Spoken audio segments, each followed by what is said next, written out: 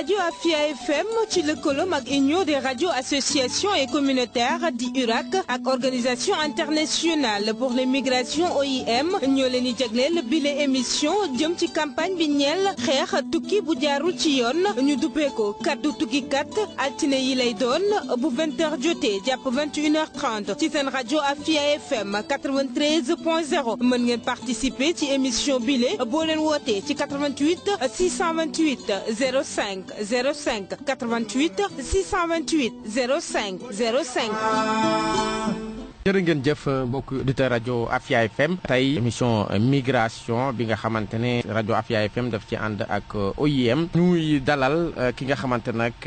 mooy Mandiaye Petit Badji ndax nekk na xale boo xamante ne wuute na ak ñenn ñi nga xamante ne jàpp nañ ne daal ñoom buñ jugeewul ci réew mi dem mëneen réew duñu teg jàpp na ne moom war na mën a toog bi réewam def fi li nga xamante ne moom la warloo ak waa réewam looloo tax xale yi nga xamante ne ñoom ñoo nekk fii ci réew mi ñu jël ko ci comme exemple ngir fas yéene rek waxtaan ak moom ndaw yi ban Pastef la ñu war a am ci seen réew mu jaral leen toog fi liggéey réew mi que ñu ne dañuy def li nga xamante moom la ñuy wax mbëkk mi laata loolu nag moom Mandiaye ñu koy dalal am na loo xamante ne fokk ma ànd ak auditeurs yi ñu déglu ko muy jaar-jaar bi nga xamante ne def na ko laata ñu ñëw ci yooyu dama koy jox kàddu comme ça mu nuyoo ak mbokki auditeurs yi laata rek ñuy door li nga xamante moo di waxtaan Mandiaye nuyu nañ la. nuyu nañ la Thierno di nuyu auditeur u Afia FM 93.0 ak ñëpp ñi nga xam ne dañoo safoo rajo bi di ko déglu di la remercier encore une fois ci invitation bi fas yéene waxtaan ak samay morom ak ndaw ñi également ci lépp li nga xam ne jàpp naa ni day tax Sénégal jëm kanam. Mandiaye xam naa rek dañuy dem marché Arafat ba nga xamante fa la yëpp commencé laata ñuy ñëw ci li nga xamante rek mooy waxtaan bi.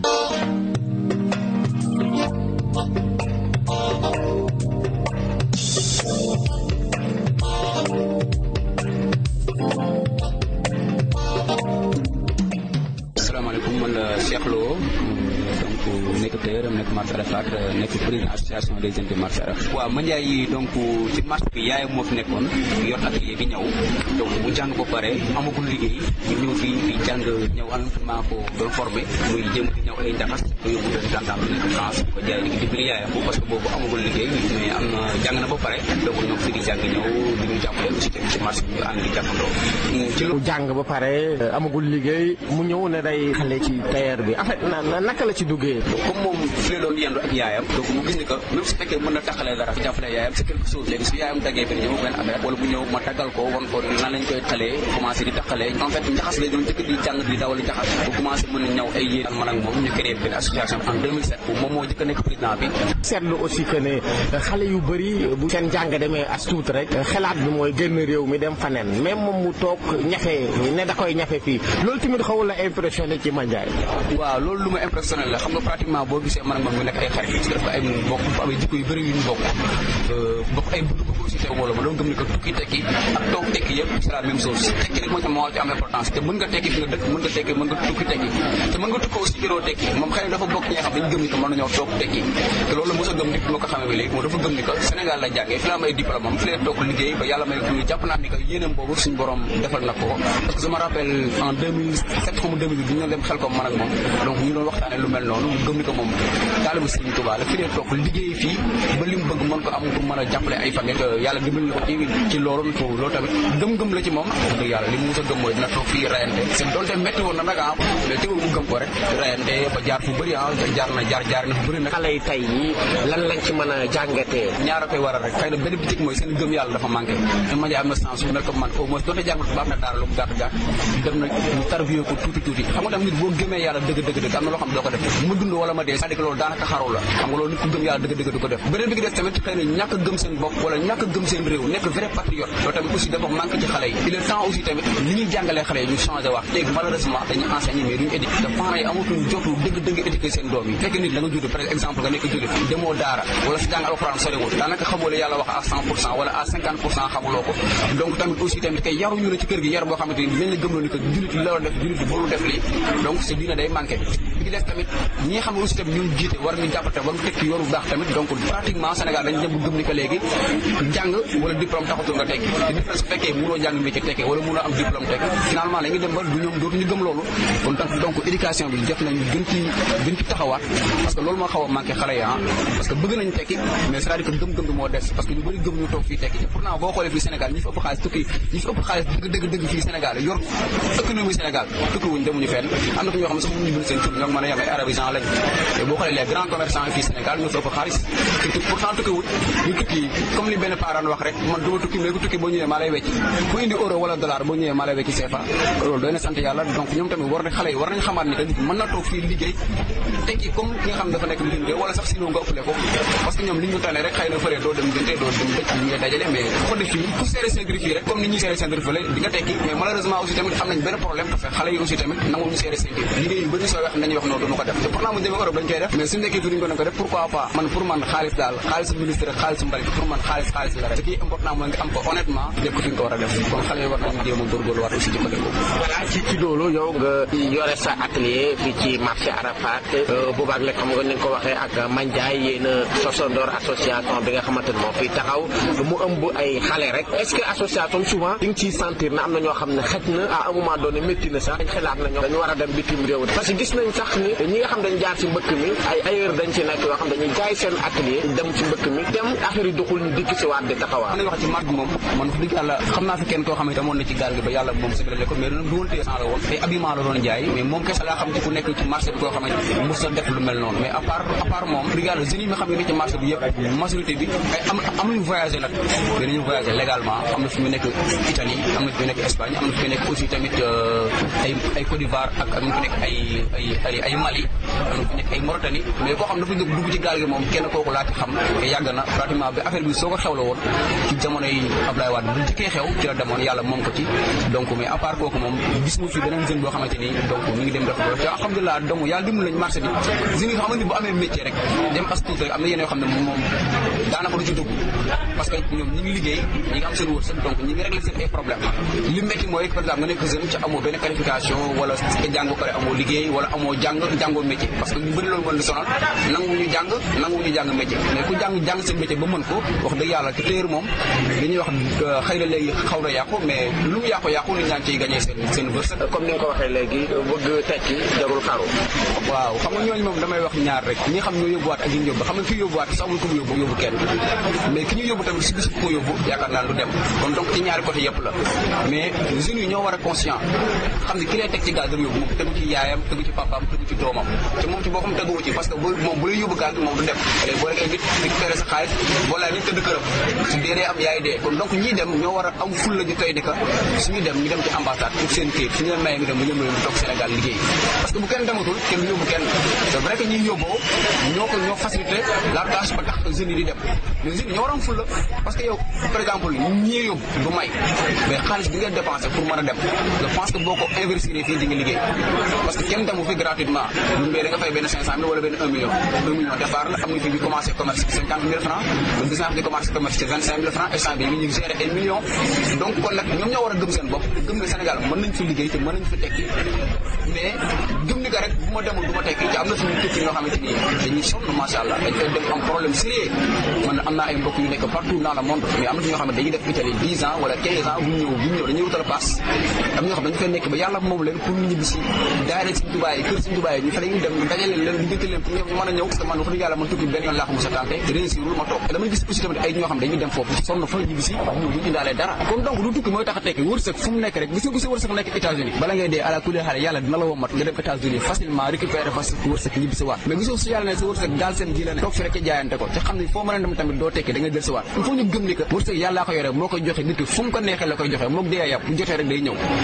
gëwuma man dem États-Unis wala dem France mooy tax nit ki tekki non ñu dem États-Unis ñëpp tekki wuñ mais ñu toog si ñëpp toroxuñ am na ñu fi nekk tekki jeunes yi ñoo war a conscient gëm ni que tekki ci loxo yàlla la nekk yàlla mooy joxe wërsëg ku ko neex comme ni nga ko waxee ci alxuraan inna allah yabsutu rizqa liman yashaa boo tànn ku ko neex mu def ko milliardaire boo tànn ku ko neex mu def ko millionnaire moo tànn ku ko neex mu def ko comme man bi la may ay 5000 ay 10 000 nga ci fekk soxla moo tànn ku ko neex tamit doo la may dara foo mën a dem tamit doo am dara chaque jour dañuy dimbali aduna moo tëddee noonu ñii dañuy dimbalaate ñii ñu war leen dimbali su fekkee ñëpp dañoo am aduna bi du neex mais yàlla moo tànn ñi war a am lu bëri ñi war a am lu yem ñi war a am astu ñi duñu am dara boo gëmee yàlla nag doo sonn da nga xam ne lu yàlla dogal loolu boo xëyee li nga war a def mooy daan sa doole nga def ak daan doole boo mën a doon ca mu dagan rek nga def mais nit ki fekkee da ngay taamu nag jàpp yow da nga war a dem rek fu nga tekki mais dem taxut a tekki il faut nit ñi ñu gëm loolu nekk dem taxut a tekki ci loxo yàlla la kon ñi nga xam ñoo yóbbuwaate aussi tamit état war na jël ay mesures yu mat sëkk parce que man dégguma fi kenn kuy yor gaal di yóbbu ay nit ñun tëj nañ ko fi 10 ans pourtant nit ñi def sàcc bu ñàkk fay rek ñu tëj ko 10 ans pourtant loolu crime la yonte bi dañ ne ku rey benn nit dafa mel ne rey nga àdduna bi yëpp ku dundal benn nit mel ne dundal nga àdduna bi yëpp ñoom li ngi def rey nit la bëkk bi ne am ba léegi dégguma kuñ ci arrêté ni moo yóbbu nañ jàpp nañ ko tëj nañ ko 10 ans dégguma ko état bi la lañuy parce que dëkk dafa am loi te loolu def après dañ koy coow rek seen journalistes yi ngeen wax ci revue de presse ko après ñu pare ci tamit amul sens te je pense que police Sénégal bi xaral ñu xaral boo xamante ni kuñ ci bëgg a jàpp dañuy jàpp donc loolu tamit état war nañ ci jéem a góorgóorlu quoi di nga soññu ndaw yi ñu jël exemple Mandiaye Petit Badji bi nga xamante ne jàng na ba pare amul gul liggéey mais dem na defi ay petit métier comme tailleur ba génn ci yàlla bil ko wërsëg mu am fu mu liggéeyee ji maanaam daal moom en tout cas bu ma xam ne fële dëgër na dafa weete seete fu mu woyofee mu commencé foofu waaw donc xam nga Mandiaye Petit Badji exemple la xam nga man Sénégal des fois damay dégg ñuy wax ay amuñu royukaay man pour man loolu c'est faux fii kenn ku nekk koñ bi nga dëkk am nga fa kenn koo xamante ni exemple la boo xam boo ko toppee rek di nga tekki parce que Mandiaye exemple la parce que su ko ne nga mu def comme yenn jeunes yi ñu def jàng naa am naa diplôme dama toog kër gat gérer caayin boo xëyee toog ci bopp koñ bi di bëloot wala ngay dam yee naan sa caayin ba ngoon jot nga ñëw maire bi ana añ bi ana reer bi ana ndékk bi mais Mandiaye deful loolu ñu mu toogee jàng am ay diplôme yu wóor dafa ñëw marché commencé di jàng ñëw comme tout le monde comme si koo xam ne mosul def école nangoo nekk emprunté di taxale xam nga di am 100 francs di am téeméer di am 1000 francs di jàppale yaayam ba yàlla ba liggéey ñëw mais loolu exemple la pour tout le monde parce que ñu bëri dañu jàpp ne que ku jàng am diplôme rek non waroo def métier mais métier c'est très important ci doomu aadama même boo jàngee am diplôme nit ki da nga war a am métier parce que des fois nga gis ku génne université amul benn métier am na diplôme mais amul benn métier mais pourquoi pas Mandiaye bi mu paree mën na dem toog comme def yenn morom yi ngi def mais dafa gis ne que comme yaayam jigéen la te seen papa yàlla dogal na suñu borom moom na ko dundul te seen yaay moo yor kër gi mu ne man tamit xaaral ma jéem a jàppale sama yaay ci li ma mën noonu moom ñu ngi doon am dara même su fekkee day am 1000 francs wala mu am 5000 francs par weer mu jox ko yaayam si quelque chose 5000 francs jënd na gaz wala 5000 francs mën na dépense wala mu fay courant kon donc loolu tamit exemple boo xam ne xale yi war nañ ko jàng bañ a dem rek jàng naa am naa diplôme rek après nga dem toog amul sens parce que liggéey yàlla moo koy joxe si yàlla ne da ngay am liggéey da koy am mais si yàlla ne amul doo am liggéey da ngay dem xool leneen parce que nag yàlla waxul nit ki rek soo jàngee rek jàng boobu rek force ci nga war a tekki parce que kenn xamul sa wërsëg fan la nekk donc li ñu doon wax léegi ñi xam ne ñu jóge fii dem États-Unis wala France kan moo wax seen wërsëg foofu la nekk dañ koy uti ji mais yow tam boo jàngee am nga diplôme amagoo liggéey utal benn métier boo mën def boo xam ne chaque jour lu mu dee 100 francs weer bi 3000 la dèjà yow di si ndékki wàcc na sa yaay wàcc na sa papa mais su fekkee yow da nga jàng rek am diplôme toog kër ga sa papa par exemple soo nekk yow bu bëgg a réew wala sa yaay nga jàng am diplôme léegi ñu continué waat di la joxaat ndékki di la joxaat añ di la joxaat reer man pour man loolu sax ñàkk fulal la parce que nit ku boo amee tuuti job man nga am tuuti personnalité ñu dimbali la sax pendant soo nekk yow ba nga jàng ba am diplôme parce que ñu bëri bëgg nañ loolu jàng ba am diplôme te amuñu ko yow yàlla may la ko jàng am diplôme amugoo liggéey mais util métier wala même boo amul métier nga xëy fii sax dem journal yow yu maçon ñu fay la journée 3000 weer bi ñaata la journée 3000 weer bi ñaata la c'est de l'argent journée 2500 rek weer bi xaalis la même boo mun def maçon nga dem defi leneen loo xamante ni ma nga ci am xaalis am na fi ñu am xaalis ñoo xamante ni donc jànguñu dara mais nit ki du càgg nag jàng nga rek war a dem uti benn métier wala jàng war a dem liggéey dara mais ñu bëri na dañuy man am naa diplôme non man liggéey bi waruma ko def te pourtant liggéey bi day joxe xaalis te pourtant jàng pour am xaalis la mais gis nga benn liggéey bu ñu lay fay xaalis mais dama def ko parce que yow xaalis nga bëgg en fait cooli lépp égal à xaalis am diplôme am métier maîtrise licence yëpp égal am xaalis ak tukki woo yëpp égal am xaalis mais boo gisee loo xam boo xëyee journée am ci 3000 xaalis ngay dem uti mais demal reyante nga am foofu xaalis boobu dina la fajal dara le temps que leneen di ñëw su leneen ñëw yaa ngi am xaalis su dara ñëwee yaa ngi am xaalis su dara ñëwul yaa ngi am xaalis mais toog croiser la balaa di xaar xaalis non doo mooy ku koy def dina am xaalis. loolu mooy témoignage bu njëkk bi nga xamante ne jëlee nañ ko fële ca marché bu Arafat nga xam ne fa la yëf ya dooree. Mandiaye loolu yóbbu marché. yëpp bu ma gën a neex bu ma gën a marqué ci sama dund mooy marché Arafat te interroger nga nit koo xam ne aussi Cheikh man du sama xarit Cheikh sama frère la parce que sama yaay noonu la ko jàppee woon sama yaay tey je pense que mënoon nga def sa portrait moom nga gis Cheikh li nga xam ne moom tey nekk na ko ci nité nekk na ko ci njàmbaar nekk na ko également ci jeune bu gëm boppam parce que marché bi la ñu daje su ma la doon raconter tey fi mu jaar li mu def yëpp luñ fi jógee. waaw mais tey ci Mandiaye Petit Badji la ñu wax. dëgg la ci loolu ñu gis ne après école. dañuy faral di gis ne jeunes yi ñu ci bëri dañuy jéem a dem uti stage quelque part. wala ñu toog kër ga sax. di tëdd ko jóg naan dañuy xaar am liggéey. yow au lieu que nga def loolu yëpp nga dem marché di jàngaat tailleur. lan la. en fait jéemoon naa def comme ñeneen ñi nu ñu defa mooy dem uti ay stage mais saa yu ñu déposé stage comme Cheikh ni mu ko waxee rek léeg-léeg ñu ne la mënuñu la jël wala affaire yi dem nag ba soof ma man nag ma xool xalaat ma ne waaw sama yaay mi nga xam ne ci jàng bi ma doon jàng moom li ci ëpp ci li ma jàppale ci jàng bi moom moo ma ko doon jox te moom ci marché la nekk kon sama yaay nag waruma gën a gore man foo ma dellu ci marché boobu xool moom lan la fa doon def ba mu am koppar bu ma doon joxee man ma jàng su dee mën naa jàpp ci loolu mën ko gën a fësal ba man itam ma ciy mën a am ma def ko mais xam nga yaay chaque jour soo jàngee surtout nga nekk ci jàng nasaraan ba nga dem ba réussir yaay li muy gis mooy nga dem toog ci ay bureau nga dawal ay auto comme say yeneen i morom donc sama yaay diisoon na ko trop pour man ma dellu siwaat ci marché bi léegi stratégie bi ma amoon mooy man damay teel a dem fajar laa doon dem avant sama yaay di yeewu man maa ngi woon ci marché bi bale defar yëpp ba pare ubbi yëpp teg place léegi noonu daal laa doon def ba sama yaay di xaw a accepté ndànk-ndànk mais accepté bi sax accepté wuloon parce que moromam yi mu nekkaloon ci marché bi xam nga soo amee doom buy jàng ba mu am diplôme am da nga leen di wax naan sama doom am na diplôme donc dafa war a am di liggéey ci lu màgg léegi sa doom boobu dellu siwaat ñëwaat nekk ci marché bi loolu day xaw a jafe alors que man ci sama biir xalaat moo nekkoon sama yaay ci li mu doon am ba mu ma ci jox ba may jàng ba ma réussir man mën naa ñëw gën a modéliser loolu ci li ma jàng ba mu gën a yokk ba man itam ma mën a am ma mën ci am dara te dama defoon conviction sama biir bopp ni su ma réyee wala ma xeeb rek du dem te waruma mën a xeeb li nga xam ne sama yaay loolu la tax ba man ma réussir ci jàng bi loolu moo tax man ma dellu ci marché boobu fa la lépp ubbeekoo nag. mais en fait li ñu seetlu à ce niveau mooy dafa am jeunes yoo xamante ne au lieu que ñu xelaatee ni nga xelaatee. ne war nañu toog ci biir réew mi lu mu métti métti ñu ñafe ko fi ba génn ci. mais ñoom dañu préféré ne daal yëf yi du fii. fële lañ war a dem lan moo tax yow amoo xel boobu noonu xelaatoo ne da nga war a dem bitim réew pour comme fii doxul da nga war a dem bitim réew pour foofa dox. Thierno musuma gëm ni bitim réew moo may génnee ci man sama situation bi ma nekk très sincèrement loolu dama koy wax du caagin ni nga ma invité rajo peut-être ñi ma doon jëflanteel ñoom xam nañ ko mais musuma xalaat virgule ci sama bopp ni damay tukki pour ma tekki j'ai jamais pensé ça toog naa des fois ma xalaat ni war naa mën a génn dem jàngi feneen ba am na université Canada bu ma jëloon ñu accordé ma carrément pour ma ñëw jàng si mais mujj ma dem man dama mus a gëm ni je peux réussir dans mon pays man loolu dama ko mus a gëm te musuma gëm itam ni réussite mooy par exemple dama war a liggéey ci bureau bu mag wala dama war a mën a am lu mag parce que man dama koy xool sama papa bi ma jur gardien la woon di liggéey ASECNA te ci loolu la ñu yaree ci loolu la takkee suñu yaay ci loolu la ñu juree ci loolu la ñu defalee ñun tey ñu mën a toog donc rusuma di wax sama papa gardiennage la doon def tey man ñëwuma pour diirante mbagg ak sama papa di jéem a def moom lu mu fi deful mais damay jéem a liggéey gagné xaalis nu mu gën a lewee ci man mais sama dëkk laa ko bëgg a amee te ma gis ni sama dëkk itam am na ay potentialité yu bëri yi nga xam ne nit ñi léeg-léeg duñ koy exploiter parce que nit ñi dañuy jàpp ni oui di nga jàng pour man soo jàngee chance bu mag la pour nga mën a réussir mais soo jàngee te mënuloo xalaat tey yow nan nga mën a def pour nga réussir ça veut dire sa jàng boobu amul solo wala amul sens te benn mag dafa doon wax gune day dëbb dëbbinu ndeyam xam nga loolu wax bu xóot la léegi nag soo nekkee gune nga war a dëbb sa dëbbinu ndey da nga war a xool sa papa ak sa yaay ni ñu doon doxalee yow ñu lay jox ñu lay defal ba yow nga màgg nga war a mën a réussir su dee tey réussite bi yow par exemple nga bëgg ko wekk ci tukki mais nga xool say waajur ñoom nan la ñu doon def demuñu fenn man sama papa musul génn Mali musul voyager Mali fii wala mu génn dëkk bu nga xam ne da ngay jël passeport sama yaay musul génn pour dem liggéeyi feneen lu tax man ma war a gëm ni il faut forcément que ma war a génn pour réussir des fois obsession boobu nga xam ne jeunes yi dañ koy def mooy tax des fois ñoom dañuy fausser seen objectif en fait te man dama gis ni suñu yaay jaay ñu fi caaf ñaata nit ñoo nekk université tey seen bourse bi ñuy naan ay bourse caaf la maire bi caaf la doon jaay ci buntu kër gi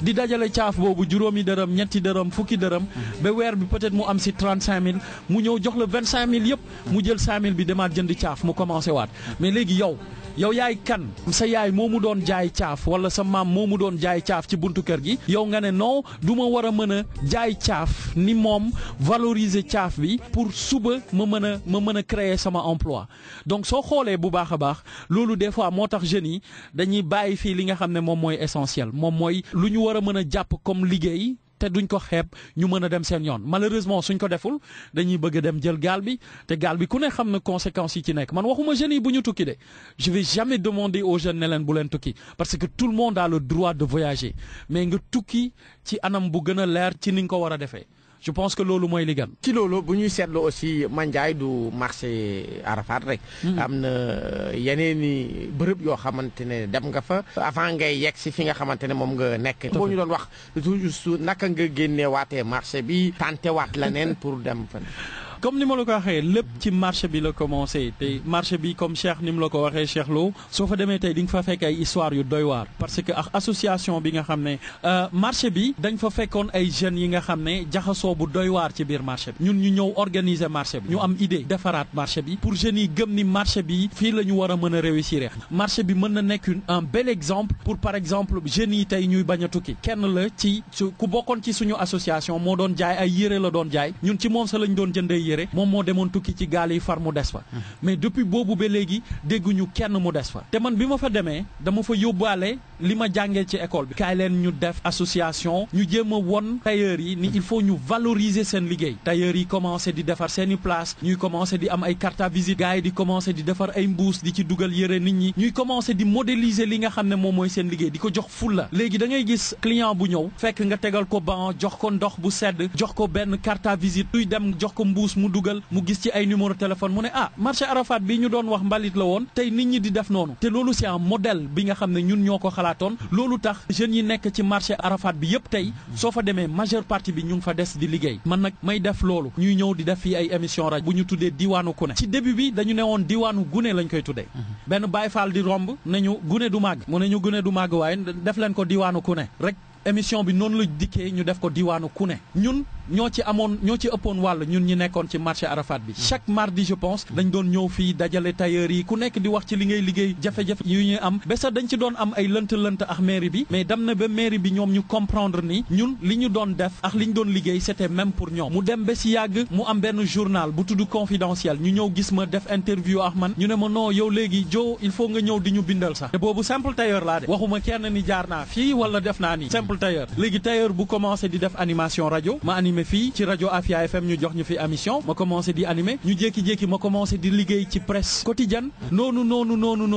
ñu dem ba si yàgg mu am benn kuréel bi nga xam ne mu ngi ci Nations Unies mooy UNFPA Wikaro ñoom itam ñu ñëw ne non dañu soxla ay jeunes yi nga xam ne dañu nekk di def ay initiative ñun nag suñu marché bi soo demee ba tey ay initiative yu bëri la ñu amoon nekkutoon association kese mais dañu doon organiser ay activités. ci loolu après organisation internationale boobu. organisation internationale bi dafa ñëw laaj ma ne ma yow marché nga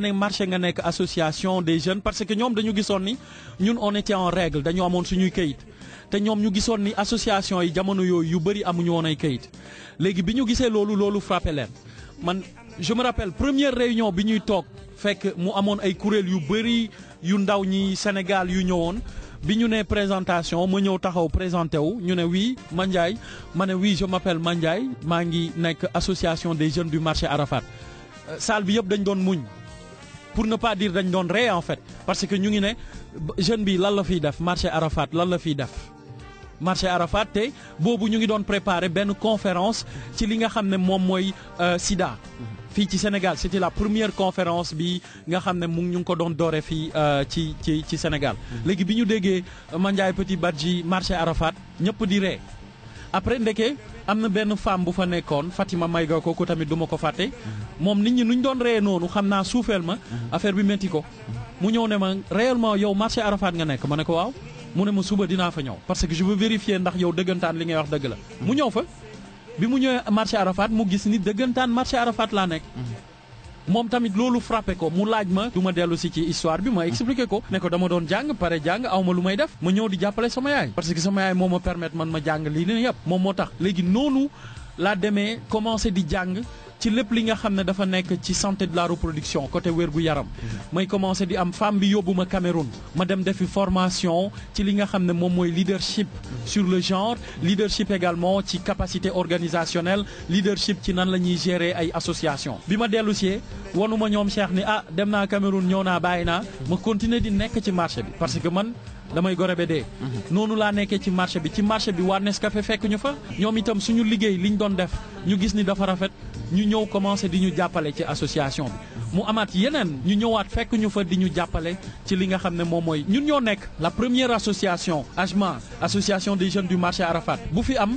brouette pelle barigo lépp lu association di am ñun amoon nañ ko parce que boobu je pense ministère bi di yor ci wàllum assainissement bi ñu gisee loolu ñoom itam ñu jox ñu jumtukaay yooyu yëpp association yi nekk Grand Yoff yëpp xaw ma ndax ñu ngi ñuy déglu ñoom ñëpp dañu doon ñëw àbb si ñun bagage yi pour def seen liggéey am na set setal bu mujj bu ñu def ak taalibe sëñ Modou Karaay suñu bagage yi la ñu jël ñu ñëw liggéey ak ñun pour won la rek ni lépp ci marché bi la ma fekk en fait te noonu la continuer ba man itam waa Nations Unies ne ma léegi da ngay organiser benn kuréel ci affaire u ndaw ñi noonu la Parole aux Jeunes juddoo ñu ñëw créer Parole aux Jeunes ci marché ba la judd bi ñu ñëwee ñu créer Parole aux Jeunes mu nekk structure tey bi nga xam ne mu ngi liggéey ak système des Nations Unies global UNICEF UNFPA Wicaro koo xalaat ci Nations Unies liggéey nañu ak moom tey ñun ñu dem itam ci loolu ba ñu am suñu rajo bopp pas tey comme bi mais rajo mobile te loolu yëpp tey gëm suñu bopp moo tax te li nit ñi di ñaan chaque jour mooy tukki dama tukki ba sonn en fait dama tukki ba finalement dama sonn en fait te souvent soo koy wax nit ñi dañuy ne non booy bi day font quoi tukki bu mujj bi ma jógee mooy États-Unis bi nga xam ne boobu laa mujjee jógee États-Unis te bi may dem je me rappelle bi ma ne gars yi dañ ma invité conférence pour ma dem wone li nga xam ne moom laa jot a def fii ci Sénégal li ma jot a liggéey ci Sénégal ñu invité ma États-Unis ñu ne liggéey nga fi liggéey bu doy waar ci ODD yi la dañu def 13 villages dem wane ndaw ñi li nga xam ne moom la ñu nekk di liggéey ci ODD yi te ñoom xamuñu ni ODD la ñu nekk di liggéey mooy développement durable ñun nag ñu fësal leen bi ñu defee 5 à 6 villages ñu woo ñu États-Unis ñu yónnee ma invitation ne ma dañu bëgg nga def vidéo 1 minute nga résumé li ngay nekk di defa xale ak ndaw ñi Sénégal ci wàllum développement durable ma résumé def ko sama compte Twitter après ci la invitation bi ñëwee ñu ne invité nañ la États-Unis bi ma ko xamalee nit ñi am na ñu ma woo samay mbokk sax ñu ne ma waaw comme yaa ngi dem États-Unis waaw fexeel rek jo ñun xam nañ la quoi fexeel rek ba nga egg États-Unis nag dellu si xam nga yow di nga dem ambassade ñu may la këyit légalement fexeel rek parce que foofu vraiment ku fa dem du ñibbisi honnêtement nit ñi biñ ma ko waxee ça ne m'a pas choqué parce que je m'attendais ci réponse yu mel noonu ci peut-être ay jeunes yi nga xam ne gëmuñu toujours duñu gëm ni man dinaa dem États-Unis te dinaa dellu si dañ ma mayoon on m'avait donné pour 3 mois lañ ma may sama visa ma dem def fa ñeenti fan ñibbisi te bi ma demee ñeenti fan yi mënoon naa def 1 semaine mais dama dem li yàlla di dogal ci 3 jours de conférence ci 3e jour bi soxna si nga xam ne tey moom mooy la jeune représentante des jeunes association yëpp yi bokk ci kuréelu Nations Unies mu gis ma fa moom itam mu ne ma Ndiaye damay dem Sénégal te man su ma sañoon ñu ànd Sénégal parce que dafa am lu ma war a defi ak jeune Sénégal yi ma ne ko man de dama bëggoon toogaat barkeelu tuuti ci États-Unis parce que ñëw fi yombul mu ne ma léegi nu ñuy def ma ne ko garaawul comme da nga bëgg a dellu te yow jàpp nga ni man war naa la mën a guider ci yu bëri ci Sénégal dinaa dellu ma dellu si 4 jours maximum laa fa def ma ñubbi si waat Dakar bi may wàcc aéroport ba may def sama selfie ne leen maa ngi nii Dakar ñenn ñu ne ma da nga dof wëroo ñu ne ma tu es fou yow dootoo tekki waaw pour te dire tey par exemple nit ñi ñoom ni ñuy accorder valeur u kii bi te pourtant bi ñu man pays yi ma dem yëpp saa yu ñu demee ñoom dañuy yàkkamti sa ñëw Sénégal pour vivre expérience bi ñu fi am ak li ñu fi nekk di def soo demee seen dëkk il faut nga jàng pour nga réussir il faut nga dëgg minimum anglais pour nga réussir il faut nga am minimum métier pour nga réussir lu nit ñi lu bari xamul soo amul loolu yëpp tu es obligé di dem def métier yoo xam ne nangu loo ko woon a def fii wala xel xalaatul sa nga koy def sa réew. mais soo demee foofu la plupart des jeunes qui sont en Europe en Espagne wala Italie wala fu ñu mënti doon nañu wax seen waajur la lañ fay def. su dee dëggantaan rek nañu wax seen waajur luñ fay def. ñi nga xam ne dañ fa dem ak seen lijaasa am fa liggéey bu mag. dañ leen di compter au bout des doigts. mais majeure partie bi ay marchands ambulants lañu. dañuy daw de gauche à droite ñu leen di jàpp ay ngir këyit wala ñu nekk ci sedd bu métti wala ñu nekk ci liggéey yoo xam ne pour teggin rek du ma fi nekk di ko citer. mais nekkoon Sénégal di jaay caaf sa moo ko gën wala di jaay café. te loolu jeunes yi war nañ ci bàyyi xel bu baax a. voilà Mandiaye dinañu dellu si waat wante laata loolu dañuy dégluwaat demaat rek fa nga xamante ne mooy marché bu Arafat comme ni nga ko waxee fa la yëpp démarré après ñu dellu si waat.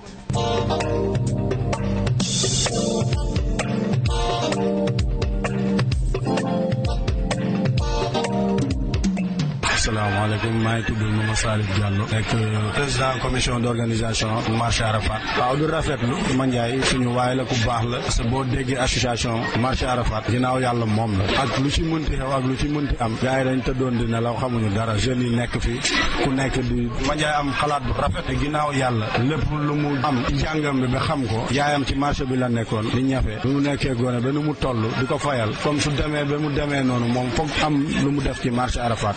xol boobu ak yéene boobu mobiliser ñu wooñ yóbbu nañu nag fu ne ci Sénégal ndax moom ku baax la ku yaatu la xam-xamam bi mu am daf ko nangoo séddoog waa marché bi tegal ñu woon ñu yoon wax ñu nan la ak naka la ba pare utal ñu récépissé association loolu rek lu rëy la parce que ndam la wala sax parce que ñun yàggoon nañ waaye xamuñu woon parce que li ñu xam mooy ñëw libéré sa client wala jaay sa client jënd dem mais ginnaaw yàlla as tuut xam bi mu am moo ñu xamal loolu wan ñu dëkk bi nu muy demee ak nan la war a demee boole ñu ba tey marché bi foo dugg na diw lay yóbbu place am parce que ñëpp a déggoo ñëpp lu fi munti xew ak lu fi munti am moom loolu noonu moom moo ñu ci teg. waayu Mandiaye xawul la jaaxal bi nga gisee ne élève la jàng na am na ay diplôme tourné waat ñëw ci marché bi nekk fi yéen ba fi sos sax ay association yu ëmb ñuy liggéey ci wàllu marché est-ce que loolu yow xawul la jaaxaloon instant yi. wax dëgg fa yàlla bu dee wax dëgg rek jaaxaloon na ñii dañuy ñëw ñu naan non passage la wala porte la su ko amee rek day abandonné marché ñu bëri amoon nañ xel boobu ñun ñi nekkoon ak moom gis nañ avantage yi même bu dee ñaari nit wala ñetti nit njëriñoo nañ ci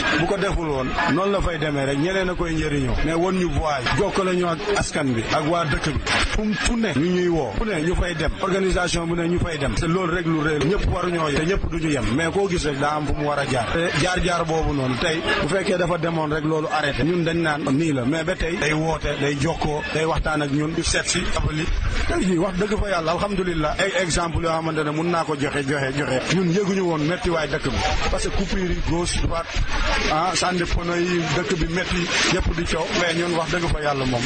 suñu borom daf ñu dimbali woon Mandiaye jàppale ñu ba yooyu noonu stress yooyu ak yu lay concentré loo ba ngay xalaat yooyu mu jaral la ñu perte espoir nga ne noo foog ma Barça wala Barça ñun loolu noonu wax dëgg fa yàlla moom maman boobu indi woon na loolu ba du ñu xalaat loolu sax parce que yomboon na yéeraax lañ lay wax kaay 250 000 nga dem di ko waxtaane fii di ko dee ku nekk am na sax benn teer bu fi rocceeku woon dem si yàlla si Cheikh xam naa fat moom du fàtte tur bi moom da ci demoon période boobu mais mu jeewul sauvé parce que dafa des si ndox bi kooku loolu lépp dañ koy may hommage parce que suñu waay la ku baax la ñu ko ñaanal fu mu jëm gënal ko fu mu jóge yàlla xaare ko àjjana teer la woon fii la doon liggéey mais ñun daal wax dëgg fa yàlla moom ñun gis ñu woon leneen ndax li ñu am ci marché bi ak lu mu ñu woon ci marché bi même bu xaalis amul jàmm am na déggoo am na ambiance bi am na te yaakaar bi am na fu ñu woo ñu wuyu fu ñu dem wuyu mun nga bàyyi sa liggéey tëj dem ñëw sax boo ñëwee lu ñu am seddoo ko parce que tey bu ma amoon sama nawle am mun na ma dimbali ci sutura ma ñëw te yëguñu woon métit bi daal ci loolu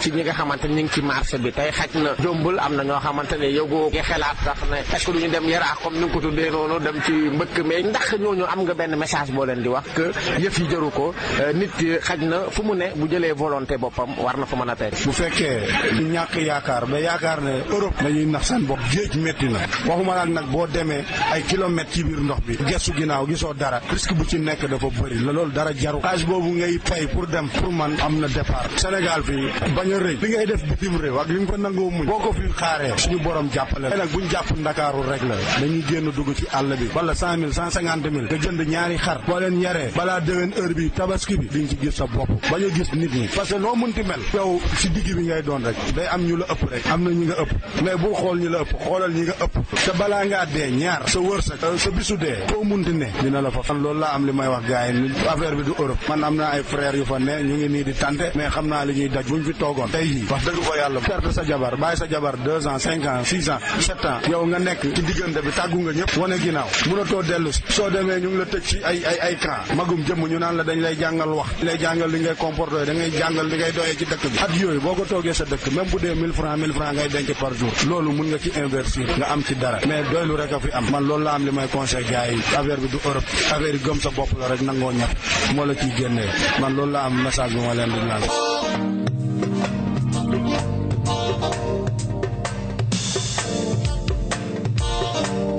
dugal xale yi moom amal nañu njëriñ nit ki am na maanaam moom amal nañu njëriñ ni indi koom-koom. D'abord sa réaction par rapport ak. Mamadou je pense que li mu wax c'est très clair. tolloon na jamono soo ne demal nga déglu waa marché Arafat. gars yi dañu leen ne non boo yooyu est-ce que am nañu xalaat am nañu xam-xam mais dégg nga ni mu waxee. et puis ci fin bi mu jox la ay solutions yi nga xam ne gouvernement bi peut-être ñoom ñoo war a jël ay mesures par rapport ak li nekk di xaw. dégg nga également Mamadou lim la wax. te ñoom ñëpp ci marché bi la ñu nekk ah. te di tailleur gëm nañ ni loolu ñuy liggéey mooy tax ñu génn ci. dañu laloon benn philosophie boo xam ne philosophie gëm sa bopp la philosophie gëm sa réew philosophie gëm ci li ngay def la. soo demee ci marché Arafat bi nga xool liñ ci yor ci ay doomu aadama ci liggéey boobu ñuy liggéey mu leer la ni dem Europe nekkul sa ci seen programme tey suñu demoon Europe suñ fa defee une semaine ñu ne ñu ngi ñubbiwaat dem seeti lu ñuy defi suñu dëkk mu doon rek une confirmation ci liggéey bi nga xam ne ñu ngi ko doon jota liggéey boobu léegi ci marché Arafat. kooku noonu nga xam ne te mujjoon na dem far des ci géej gi.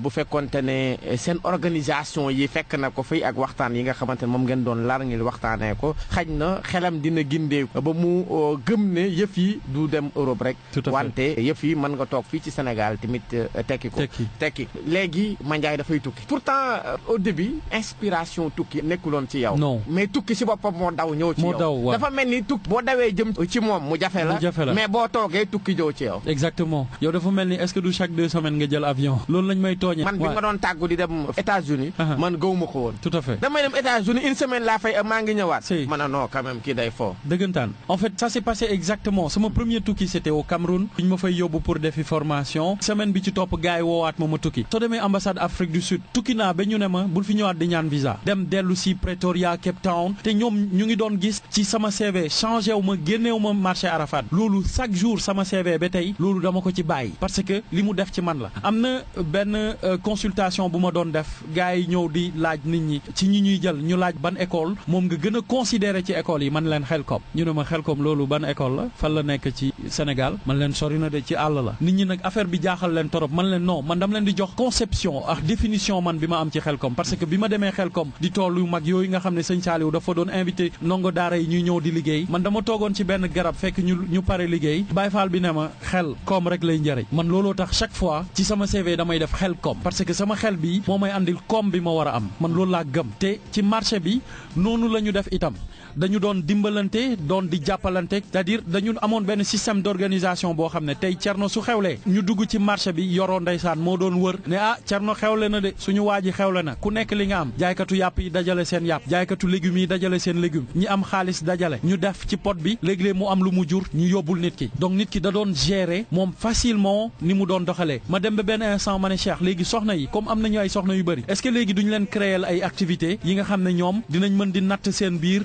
di teggi di créer seen propre kii dañu dem ba ñun on était lu ñuy wax autosuffisance économique ñun moom la ñu amoon c'est-à-dire musuñu dem ci mairie bi ne leen jox leen ñu xaalis wala may leen ñu xaalis on n'a jamais écrit ay lettres de soutien dinaa nangam ak nangam ñun ci suñu biir li ñu amoon ñun ci loolu lañ doon doole wante ba tey mu jur li mu jur te ci activité lucrative yooyu ñu doon def yow nan nga mën a xalaat tailleur bi ñaw ba 17h ñu ne ko arrêtel dañu war a dem football yi xam nga loolu dafa garaaw nit ñi naan xale yi dañuy foo rek ñii dañuy fontu mais c'était un moyen distraire leen won leen ni war nañ mën a def sport war nañ mën a organiser ay défilé de mode war nañu mën a dem rajo war nañu mën a def ay affaires yoo xam ne tey les personnes classiques ñoom dañu foog ni ñoo ko moom mais ñun ñi nekk marché ñun itam on est des personnes classiques on n'est pas des personnes ordinaires loolu tax na ba nit ñi doon ñëw sa di louer da nga doon gis cantine yi mun nga taxaw benn couloir doo gis beneen couloir parce que kenn nekk fa woon mais ambiance bi ñu créé woon ci biir marché bi nit ñi commencé di ñëw di song marché bi ñu jël marché bi def ko ay tour parce que li ñu waxoon sànq dafa am solo da nga doon romb nit laaj ko ana Cerno wala ana Cheikh Lo mu ne la xaw ma ko ñu ne non loolu war na fi dak koñ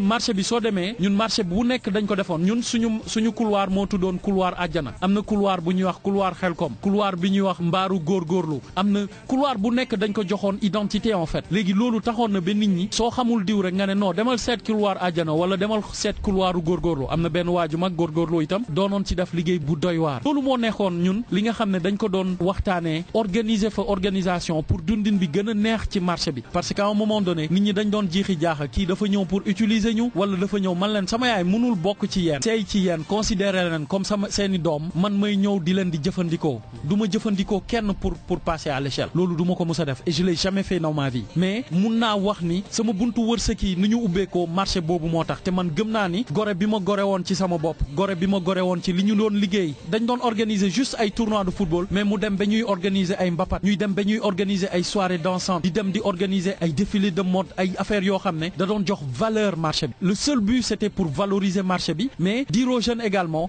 que place boobu ngeen jël di ci fay 20 000 wala 30 000 par mois yéen aussi su ngeen gëmee ni am na valeur rek di ngeen toog foofu ba faw te wërsëg bi leen war a fekk si dina leen fekk loolu moo nekkoon en fait suñu philosophie suñu conviction dañ nañ lu ne nag mais on était convaincu que ça pouvait marcher loolu moo tax mu dox tey te man tey je considère que yow li ñu may nii tey lu rëy la les gens ne l'ont pas fait n'ont pas utilisé par exemple tey li xew ci marché bi comme modèle pour inspirer yeneen jeunes yi xam nga tey dañuy dem xool peut-être politicien bu mag bi ñu ne waaw nangam ak nangam lan lañ fi liggéey honnêtement réellement qu'est-ce qu'ils ont fait au niveau de Grand Yoff ou au niveau du marché Arafat li Cheikh di wax nii li Mamadou Saliou di wax nii ñun mun nañ ko considérer comme des success stories yi nga xam ne tey permettre na ay jeunes ñu des Sénégal ñu bañ a tukki loolu c'est un point essentiel ñu gëm seen bopp di liggéey Sénégal ay tailleur lañ ñii ay jaaykatu ndekki lañ ñii nangam ak nangam la ñuy def mais marché bi soo demee générosité bi fa nekk entente bi fa nekk amul ci benn marché Thierno weeru koor may jégalu ñi fa doon jaay ndekki yëpp parce que weeru koor dañ doon dajale ñun di cotiser ñuy ñëw sama place lañ doon teg may ngoon bi ma dem jëndi mburu bu bëri ñëw diw ko ay chocolat wala beurre wala ndambe teg fa ñëpp ci place bi lañ doon ndogose loolu mu nekkoon li nga xam ne lu doy waar lu ñu créé woon amul ku musa am dëj ñu gàntu amul ku musa am bànneex ñu gàntu ko amul ku musa loo mënti am xew boo mënti am nu mu tuuti nous on était présents ci loolu c'est un véritable modèle le marché Arafat te li nga def nii ñun on ne cessera pas de te remercier tey jeunes yooyu ñu catalyser leen ñoom ñu des fii renoncer ci li nga xam ne moom mooy tukki et je pense que tey leader wala nit ki nga xam ne moom la ñu war a roy je pense que loolu rek la mën a def man pour man noonu la leader war a comporter woo nga mën a catalyser nañ ndaw ñi léegi nag bi ma fa jógee dama ne Cheikh xam nga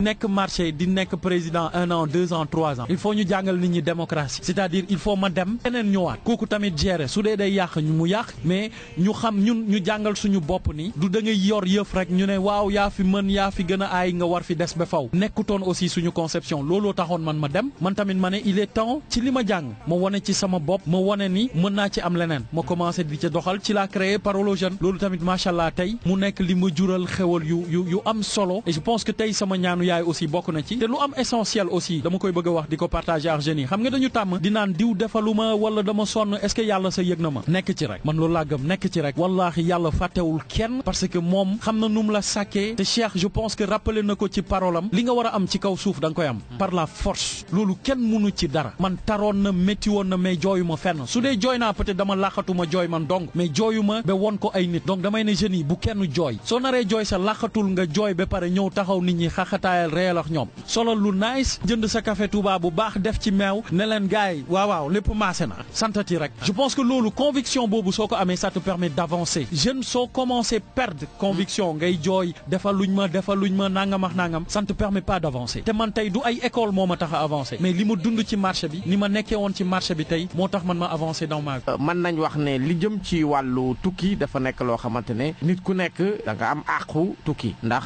tukki loolu dafa bokk ci li nga xamante ne nit ñuy dem ak dikk nit dafay far di màng comme ni ñu koy waxee ci wolof mais am na ñoo xamante ne ni ñu koy defee xaj na ak ni mu war a demee moo di nuul loolu mooy faral di indi yenn ci ay jafe-jafe yi nga xamante ni dinañ koy faral di nemmeeku ci doxalin yi nga xamante ne mooy faral di am loolu nag moo tax ba suñu reporter defal ñu benn reportage boo xamante ne pour rek ñu xam askanu Sénégal ñoom ban jàngat la ñu am ci ni nga xamante ne mooy dem ak dikk bi ñuy faral di nemmeeku ci askan bi xam naa rek ñu déglu reportage bi ñu Yvette defal laata ñuy ñëwaat ci waxtaan bëgg utum xëy bu dëgër tekki sori coonoy àddina ba saa yu amee soxla làmb sa poos fajal ko sa bopp tax na ndaw yu bëri daal di dekkaliwaat yoonu Barça Barsàq bi ñu bëri ci ñoom nag naam du lu leen gënal waaye dafa mel ni moo fi sës ci gis-gisu sëñ bi. dëkk bi moo métti daal jeunesse bi sonn nañ te benn côté amuñu xëy bëgg nañu teg bëgg teral seen i waay kon boo ci bëgg a génn dalay jaral yenn sacrifice yi loolu rek moo ñuy dugal ci yenn yi parce que kenn bëggul dee. yàkkamtee tekki wala bokk bëgg teral seeni waajur wala sax taraayu dëkk bi moo tax ñuy gàddaay wutali bitim réew loole mooy gis ci subaayu njaboot yi. ñàkk di bugg a faj seen soxla waajur te mënuñ ko ku xiif xaaru nañu taali añ yekkal la bugg. ne serait-ce que chaque jour 1000 francs sax bu leen ko mënoon garantir duñu dem parce que fee xam nañ dafa nekk dafa métti dafa tar. sëñ bi moom yàgg bitim réew ba dellu si giseewul ni mel ndax jàpp na nag ni liggéey naam am na fi Sénégal waaye ndaw bu nekk faaw mu teel a xam li mu bëgg te jublu ci yoon boobu li su ko defee dina mën a am lu mu suturloo. mais toogal nga dóor waar gëm sa bopp foo nga xam li nga bëgg ak kañ nga ko bëgg ak naka nga ko bëggee mais Sénégal dañuy yeew xamuñ luñ bëgg bu teyee yaa ngi jaay suukar bu sawaay ak mais da ngay ko xam ne dafa naan dama bëgg a nekk docteur papa ji ne non demal nga jànge mécanicien parce que ñun famille mécanicien moo fi am mais boo jàngee mécanicien du dem parce que yow docteur moo nekk ci yow. donte sax moom mi le ba tey rek di fàttali ne bitim réew neexalul kenn te dem fa rek taxul nga tekki. nit ñi lu ñu xamul mooy ne dañuy dem ba foofu noonu ñu leen di maltraité affaire racisme waxuma la dara mais yow tey boo jàngoon ma nekk borom xam-xam sax boo demee ci biir tubaab bi dañu lay def comme golo duñu la def ne doomu aadama waxuma la na bi nga xamee ne déggoo langage bi xamoo ñoom luñ doon am jaru ko. ñàkkum xëy coono àdduna ak jafe-jafe yu ñuy jànkoonteel bëgg dimbali seeni waajur te mënuñu ko li ni mel tax na ba ndaw yu bëri daal di wutali tugal jaaree ko nag ca gaal ya ñu bëri ci ñoom jàpp nañ ni tukki mën naa tax tekki waaye bu ñu sóoree ñooy des ca géej ga wala boog ñuy tumuranke ca tugal jar na rek ndaw bu ne xoolaat bu baax li muy def. ndaw bu nekk war na xool bu baax a baax bala mu jël gaal nay dem tugal ndax ki nga xamante ni moo tukki ba ñëw dégg nga li nga xamante moom la wax mu mel ni tamit am na solo ci tukki de boo tukkee ba ñëw di nga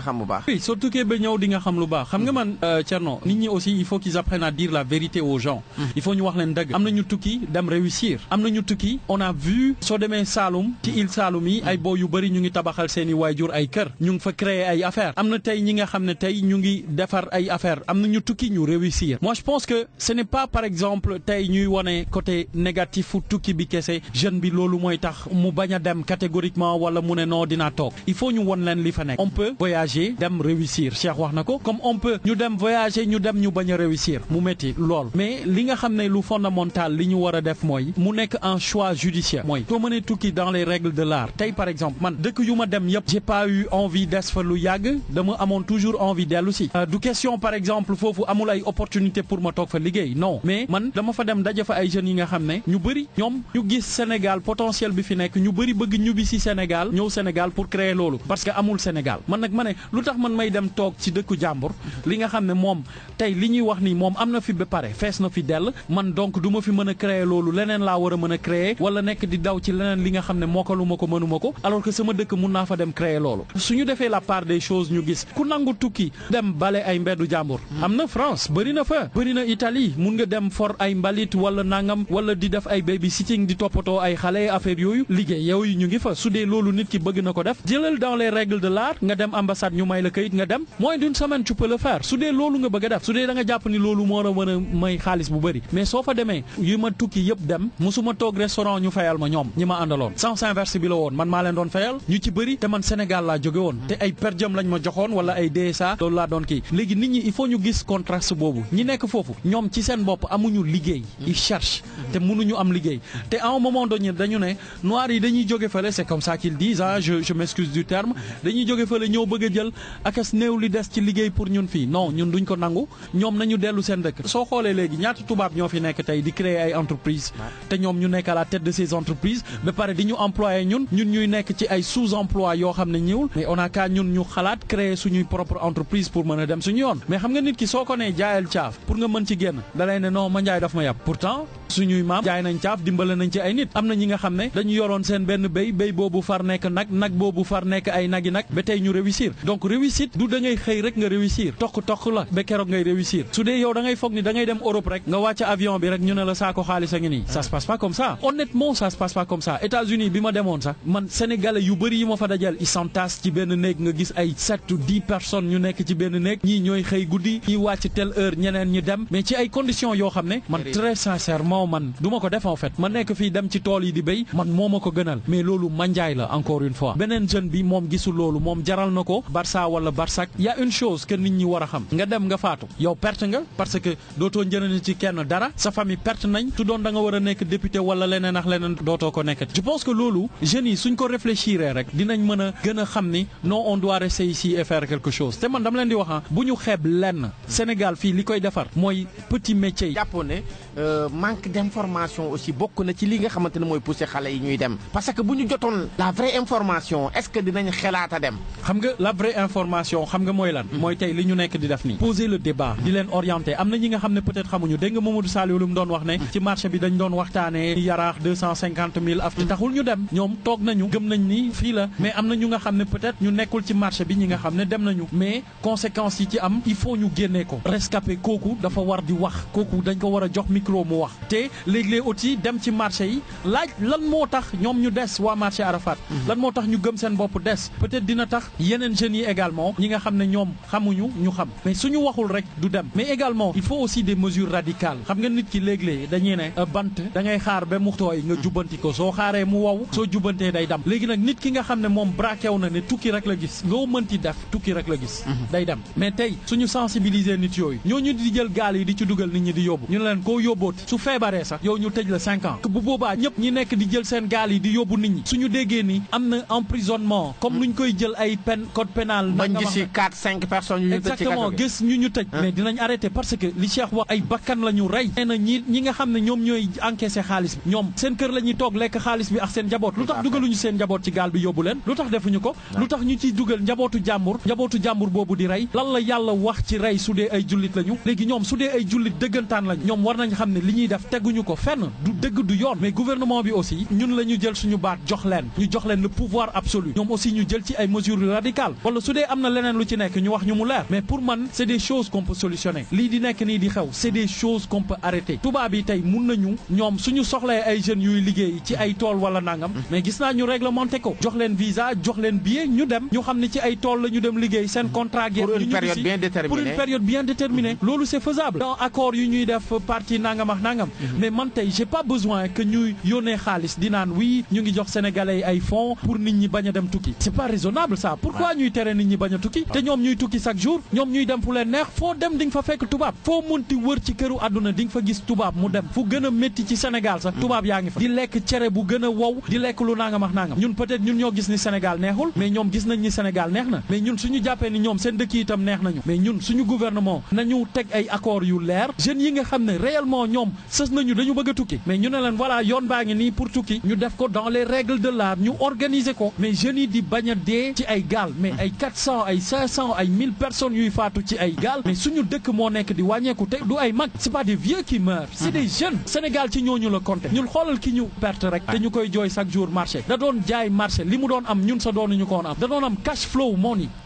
mais ñun bi ñu nee tukki na dee na ñun ñëpp a découragé ci marché te pourtant kooku du caagi ni doon soon am xaalis mais lan moo ko motiver ba moom mu ne day dem yokkaat peut-être lu ëpp ci li mu doon am te def ay sensibilisation ni nga nekk di def nii c'est très important c'est super important lenn la nit ñi war a xam surtout ndaw ñi pourquoi ñu war a dem dooleel dëkk yoo xam ne ñoom ils ne sont pas des pays sous-développés ñun on est toujours le Sénégal on est toujours un pays sous-développé gars yi dañuy toog di naan ay Sénégal pays émergent nangam sangam ay waxi kese la c'est politique est-ce que comprendre nga c'est pas la vérité pays bi nga xam ne c'est un Sénégal émergent du nekk ay 3 mois 4 mois xaw ma ñaata weer nit ñaa ngi ci ay coupure ndox nit ñi di jooy boobu léegi ça c'est un pays émergent léegi nag si les conditions ne sont pas réunies ñuy naan ay émergent le plus basique li nga xam ne moo gën a basique muy jox nit ñi ndox jox nit ñi courant bu doy jox nit ñi par exemple kaaraange bu doy li gën a basique ci pays tout développé loolu la ñu mën a defal ñuy naan ay Sénégal pays émergent jàppoo ne tamit ndaw yi ñi ngi fuir seen responsabilité mais si te fuir seen responsabilité rawul nga ne Barça wala Barsak c'est-à-dire nga jaay sa bakkan ngir daw ju bàyyi sa réew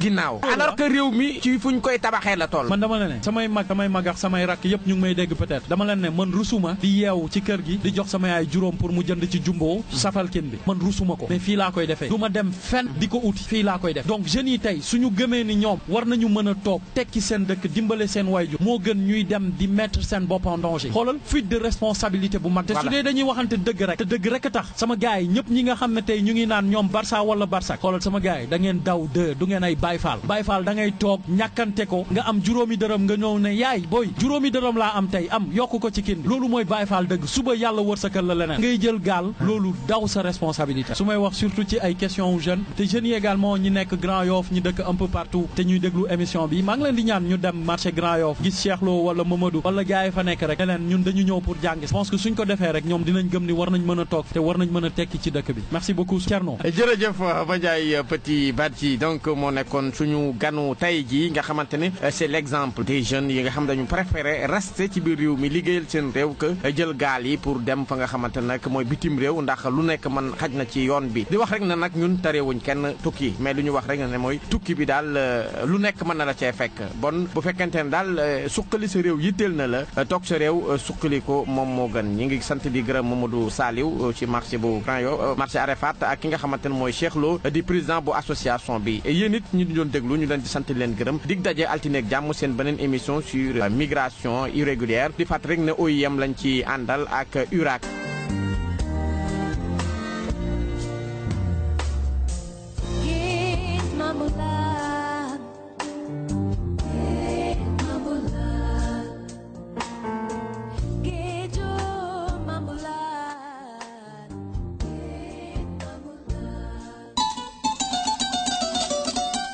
Radio Afia FM ci lëkkaloom ak Union des radios associations et communautaires di URAC ak organisation internationale pour les migrations OIM ñoo leen di jagleel bile émission jëm ci campagne bi ñeel xeex tukki bu jaarul ci yoon ñu duppee ko kaddu tukkikat altine yi lay doon bu 20h jotee jàpp 21h30 ci seen radio Afia FM 93.0 mën ngeen participer ci émission bile boo leen wootee ci 88 628 05 05 88 628 05 05